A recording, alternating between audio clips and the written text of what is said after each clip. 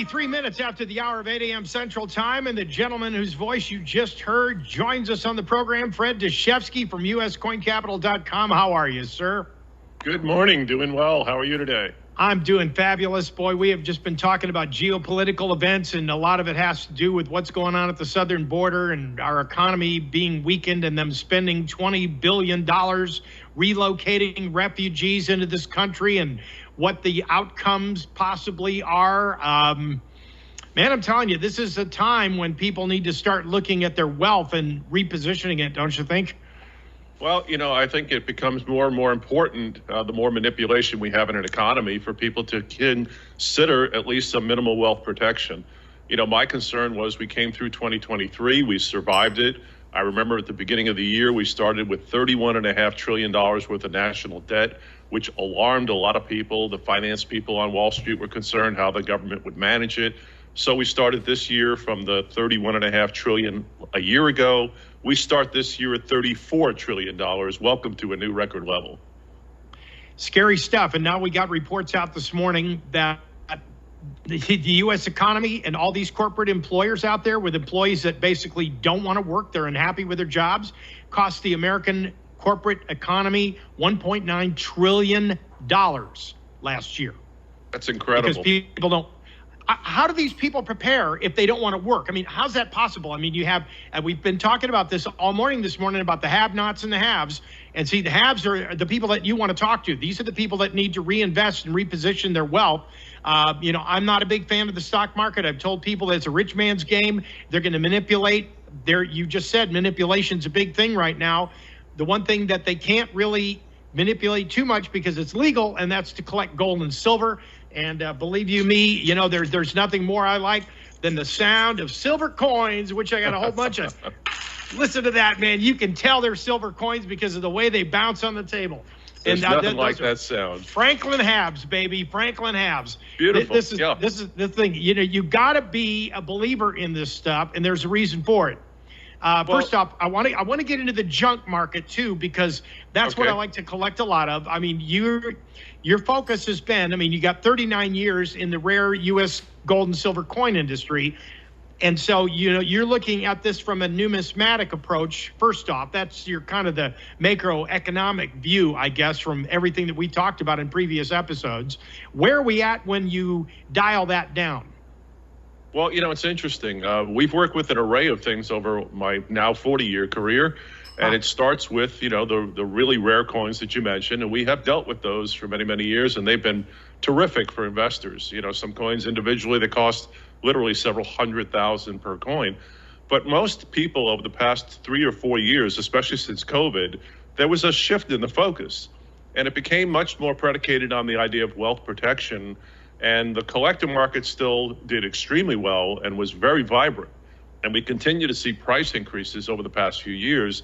But there was clearly a psychological shift amongst a lot of clients that came to us, especially newer investors, who were really focusing upon their concerns and more about wealth protection. And that ended up having the shift look more towards what we call generic coins. So let's say, for example, we have $20 gold coins that ended in 1933. And we may have some that are readily available for, 20 or 30% more than the metal content they're made of. And then there'll be rare dates that could be worth literally millions of dollars. But the focus seemed to go to the more common generic ones for wealth protection. And in the form of silver, very interestingly, the value for silver coins right now in the United States, and these are dimes, quarters, or 50-cent pieces, just like the Franklins you were just showing, anything minted up to and including the date of 1964, when those happened to have been minted by the government, they actually were made of silver. And then the production of those silver coins ended in 1964, so the supply was cut off forever. But now people can accumulate them. And over the years, of course, they began to carry a higher value than merely the melt content. If you just took that $50 you have on your desk and weighed it and said, well, how much silver in there? Well, there's 0.36 ounces of actual pure silver in that 50-cent piece. But the value for that coin continued to grow over the years as they started to get a little scarcer. More people were accumulating them in vast quantities, buying full bags of them at a time. And the accumulation continued until the premiums over the melt grew and grew and grew. until about 2 or 3 years ago. I think we hit a peak. And then over the last year or so, it has begun to subside. It happens once in a while in the industry. And as we stand right now at the beginning of 2024, the value for those kinds of pre-64 silver coins is closest to the metal content that it's had in probably the past 5 or 6 years. So their premium value has been compressed.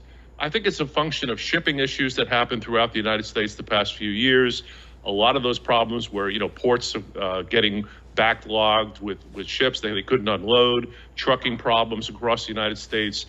It raised the cost of shipping, and I think that affected a lot of what was happening within the gold and silver coins.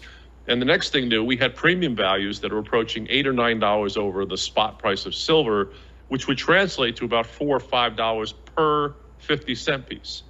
Well, that premium has gone from $8 down to about $1. Wow. And it's the tightest I have seen it in years. So right now, silver half dollars are actually a little cheaper than where they were when the silver price was a little lower. And I think the simplest analogy I've come up for people to understand this is, imagine you're looking at a house, let's say it's $500,000, and you have a fixed rate mortgage at 8%. Then the house goes up $50,000, $75,000, but the interest rate goes down. Your mortgage payment might actually be cheaper on the higher priced house because the interest payment is much more important in terms of your monthly expenses. So your monthly payment is lower even though the house price is higher. And the same thing has happened to the silver and gold common coins. Although the price of silver and gold have creeped up, the price for the coins is actually a little bit lower because their premium has been compressed. I don't think this is going to last long, but for anybody that was ever looking to enter the market, what a great buying opportunity. It's like those people who took advantage of those 3% mortgages on homes a year ago. Makes sense. And see, this is one of the reasons why we have Fred on, folks, is because a lot of you are sitting there thinking about getting out of the markets and taking your earnings and hedging your bets. This is one thing as far as silver coins, which I'm a big believer of. I find it, and I've got to still get it through the mindset, folks. And a lot of you are wrestling with this idea. Fred is big into numismatics, but he also deals in, I'm seeing a big opportunity here for people to score if the premium is dropping that low on stuff.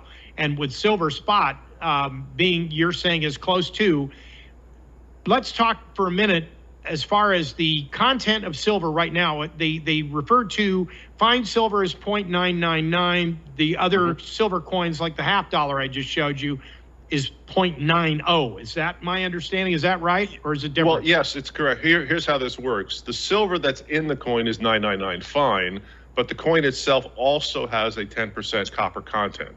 So there's an additional metal to it. So its total composition represents 0.900 silver. That's why if you took a half dollar and weighed it, it weighs a half ounce, but actually the metal content in it, the pure amount of silver, is 0.36 ounces of pure silver.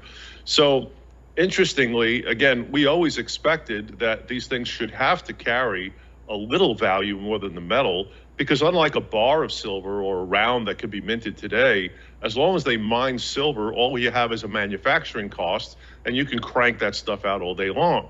But those silver halves that are sitting on your desk cannot be reproduced. And with that fixed supply, they should carry a little additional value.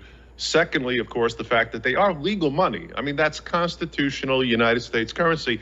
It was issued by the government, so it carries a huge amount of respect and is a viable method for people to conduct commerce in the event of some sort of economic disasters, because people will respect and understand it, as opposed to if I gave you a 100-ounce bar and wanted to pay you with it, you might start scratching your head and saying, well, first of all, Fred, maybe I trust you, but how do I know this is a 100-ounce silver bar?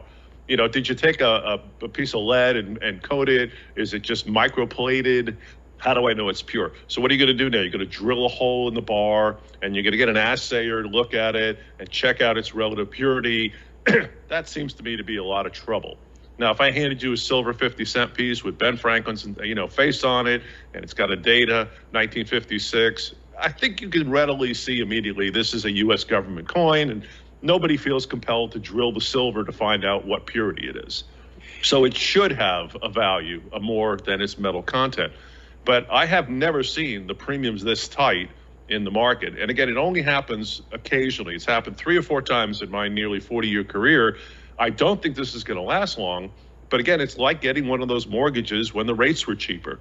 Everybody who did it looks back and they look like a genius. And they were. They were brilliant if they locked up a fixed rate mortgage at 3 or 3.5%, because even now, only a year and a half later, you can't touch one for less than about 7%. It's more than double. And if you're in the secondary market, you're paying 9 or 10% for interest these days. So those 3% loans were brilliant.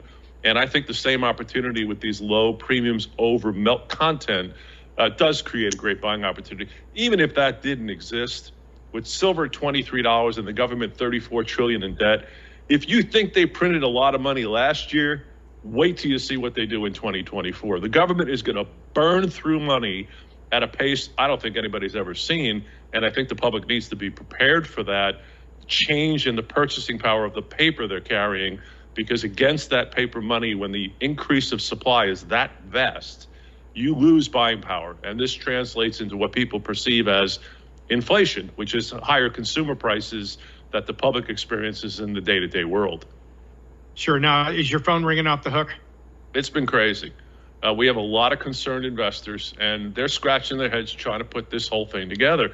On top of which, again, the intervention I mentioned last year was more extensive than any time I've ever seen. And this was behind-the-scenes stuff.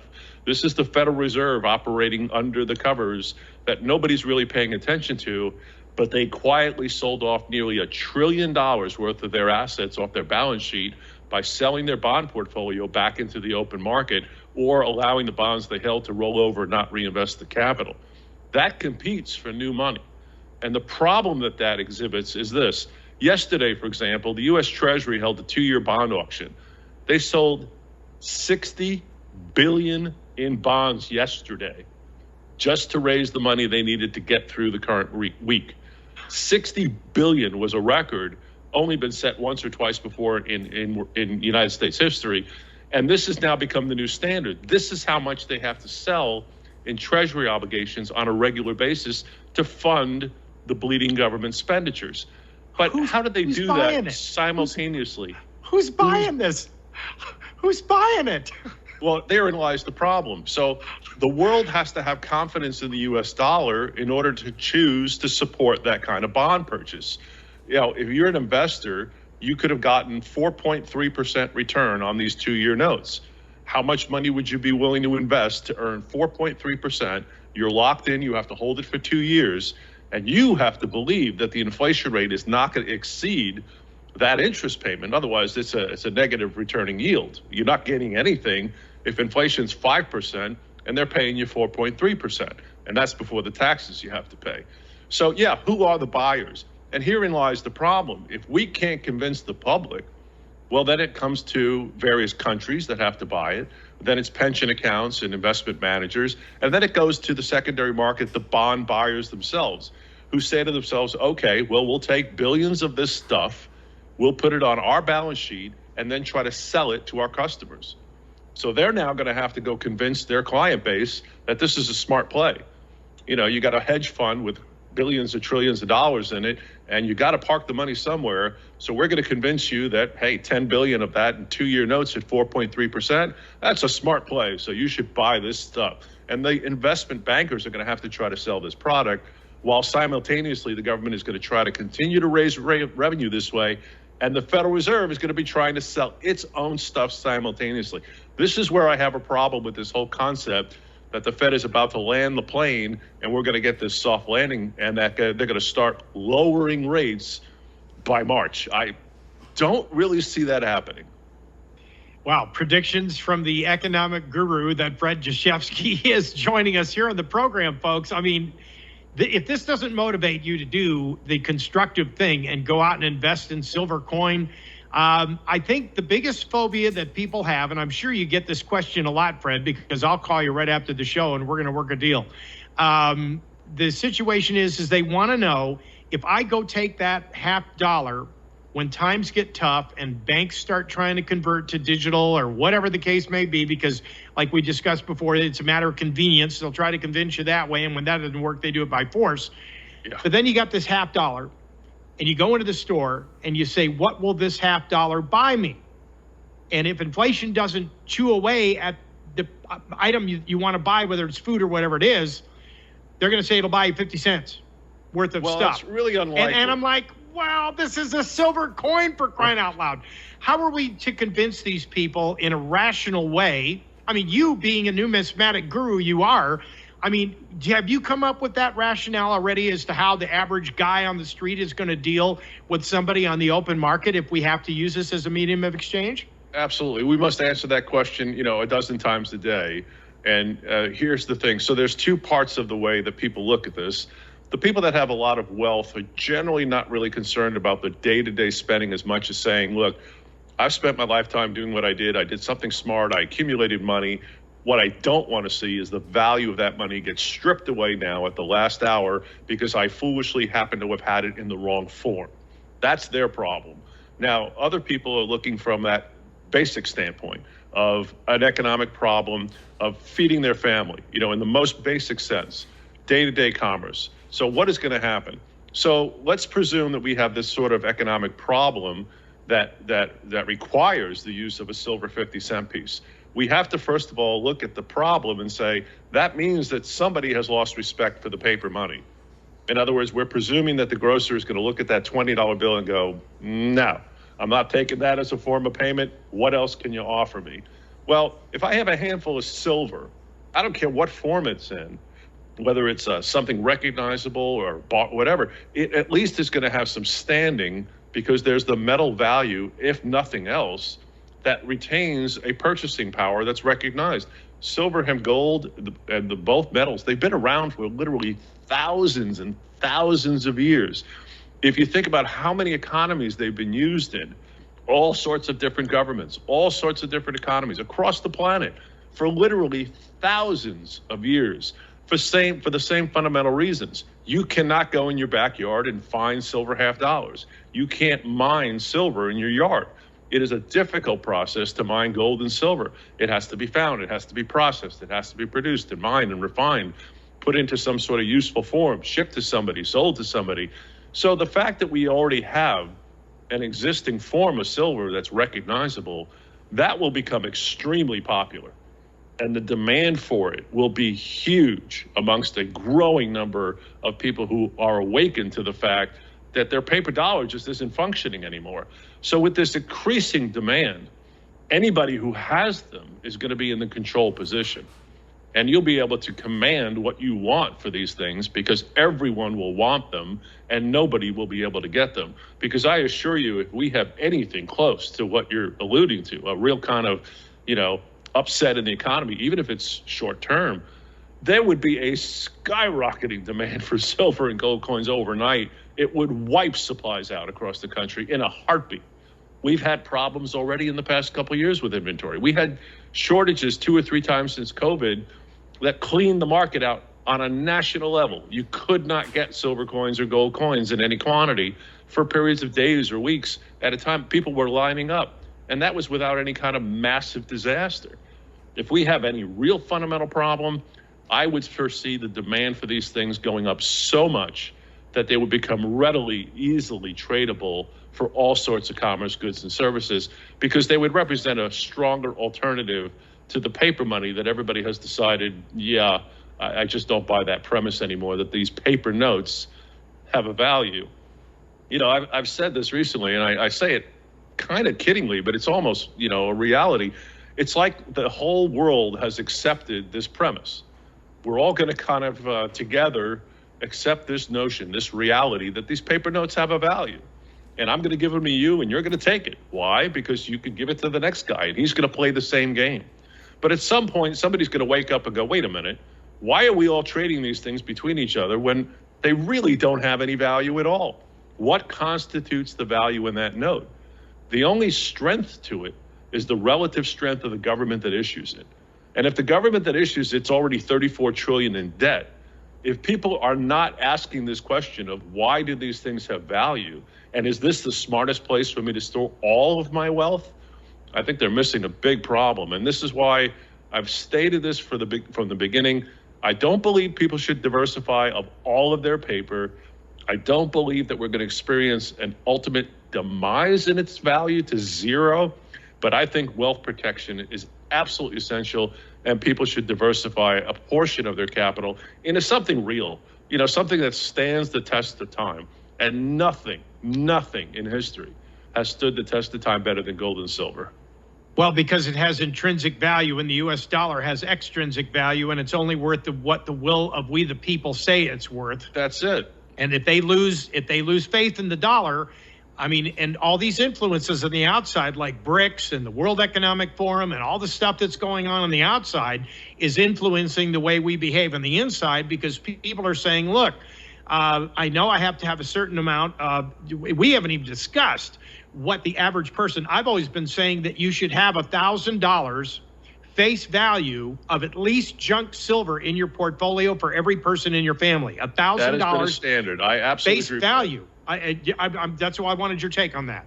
I absolutely agree with that. I think that's a great way to look at it. It's logical. It is perfectly useful. It'll be a great returning investment over the time anyway. It's flexible. $1,000 face value, just to make sure people recognize what you're saying, that would be 2,000 of those 50-cent pieces. And we call that a bag of silver, 1,000 face value, because that's how the banks used to deal with them.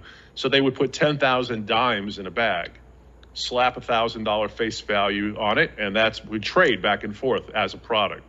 So 4,000 quarters, 10,000 dimes, 2,000 50-cent pieces, that's $1,000 face value bag. That would cost today about $23,000.